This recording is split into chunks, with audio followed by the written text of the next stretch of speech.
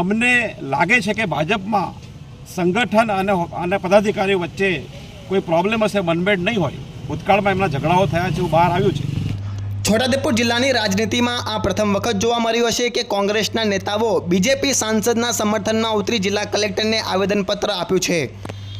છોટાઉદેપુર લોકસભાના સાંસદ જશુભાઈ રાઠવાએ જિલ્લા કલેક્ટરને પત્ર લખી જણાવ્યું હતું કે ખાસ જણાવવાનું કે મેં રજૂ કરેલા પ્રશ્નો જે તે વિભાગ મને પ્રશ્નોના જવાબ સમયસર આપવામાં આવતા નથી અને જે આપવામાં આવે છે તે અધૂરી માહિતીવાળા હોય છે અને સંકલન માહિતીની મિટિંગના આગળના દિવસે પ્રશ્નોના જવાબો આપવામાં આવે છે, જેથી હું પ્રશ્નોના જવાબોનો અભ્યાસ કરી શકતો નથી.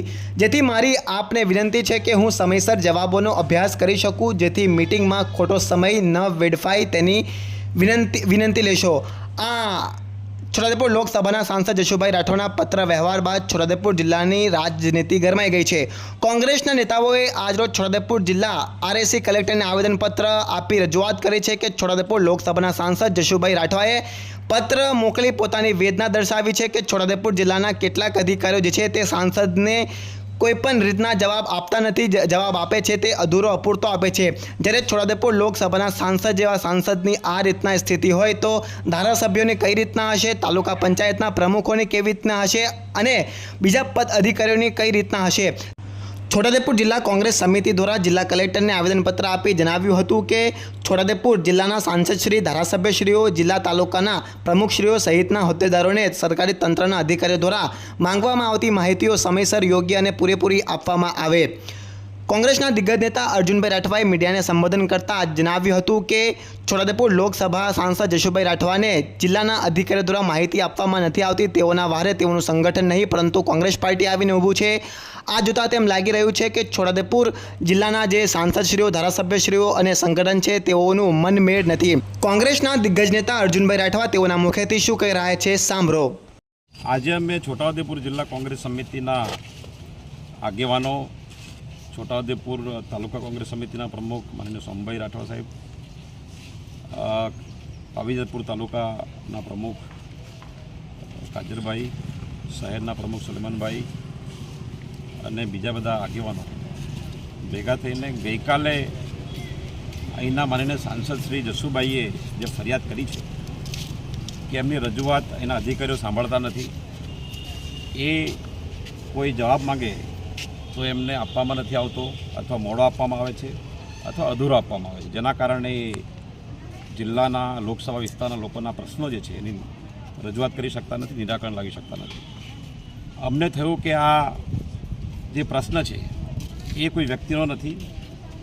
જશુભાઈ ભલે ભાજપ પાર્ટીના હોય પણ આ લોકસભા વિસ્તારના સાંસદ છે અને સાંસદનું જો અધિકારીઓ સાંભળતા ના હોય, એમને જવાબ ના આપતા હોય તો ધારાસભ્યનું શું હાલત હશે એ સમજી શકાય છે. ધારાસભ્યને તો કોઈ પૂછતા જ નહીં હોય અને ધારાસભ્યોનું સાંસદોનું ના સાંભળે, તાલુકા જિલ્લાના પ્રમુખો, બીજા હોદ્દેદારો જે છે એમનું આ સરકારી તંત્ર સાંભળતું નથી. એ પ્રકારની સ્થિતિ છે અને અમે અવારનવાર કોંગ્રેસ પાર્ટીએ અનેક પ્રશ્ન રજૂઆત કરી છે.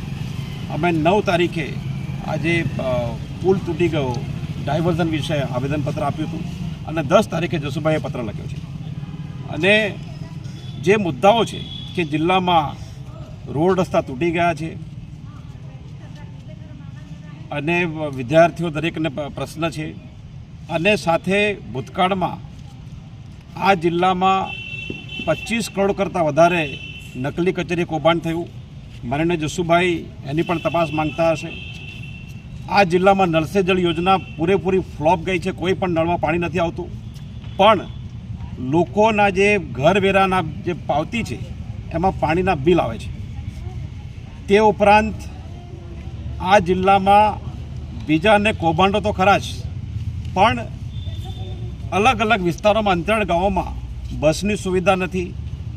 જે બસ જાય છે એકાદ તો ત્યાં ઓવરલોડેડ, જો બસમાં 50-60 લોકો ભરી શકાતા હોય તો 125 કરતાં વધારે લોકોને ભરે છે.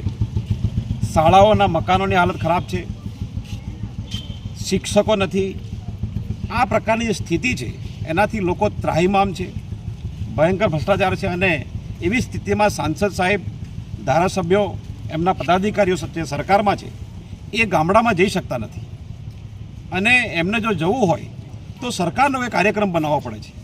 અને અધિકારીઓ પાછળથી એ લોકો એની પાછળ રહીને જઈ શકે છે. આ પ્રકારની સ્થિતિ ખૂબ જ ખરાબ કહેવાય. અમને લાગે છે કે ભાજપમાં સંગઠન અને પદાધિકારીઓ વચ્ચે કોઈ પ્રોબ્લેમ હશે, મનમેળ નહીં હોય. ભૂતકાળમાં એમના ઝઘડાઓ થયા છે, એવું બહાર આવ્યું છે, અને એમને એમનું સંગઠન સહકાર નહીં કરતું હોય એ બરાબર નથી. જે કામ ભાજપના સંગઠને કરવું જોઈએ તે કામ અમે કરી રહ્યા છીએ, એટલા માટે કે સાંસદ, ધારાસભ્યો અને અધિકારીઓ સાંભળવા જોઈએ, જેથી લોકોને ન્યાય મળે. તો આ અમે કરી રહ્યા છીએ, અને આવતા દિવસોમાં જશુભાઈ, માનનીય સાંસદ શ્રી, ધારાસભ્યો એમને જો હજી પણ કોઈ નહીં સાંભળે તો અમે એમને પૂરો સહકાર આપવા માંગીએ છીએ. જો એ લોકો આ તંત્ર સામે, સરકાર સામે આંદોલન પણ કરશે તો અમે એમની પાછળ ઊભા રહેવા માટે પણ કોંગ્રેસ પાર્ટીના એક કાર્યકર્તા તૈયાર છે. એ અમે આવેદનપત્ર આજે આપ્યું છે, અને અમને આશા છે કે અમારા આવેદનપત્રથી ભાજપના અહીંના જે સાંસદ છે જશુભાઈ, એમનું અધિકારીઓ સાંભળશે, અહીંના 3 ધારાસભ્યો છે એમનું અધિકારીઓ સાંભળશે, અને બીજાનું સાંભળશે, અને લોકોનું કામ થશે એવી અમને આશા છે. અને આશા રાખી આપણા માધ્યમથી આ વાત સરકારી તંત્રને પણ પહોંચશે.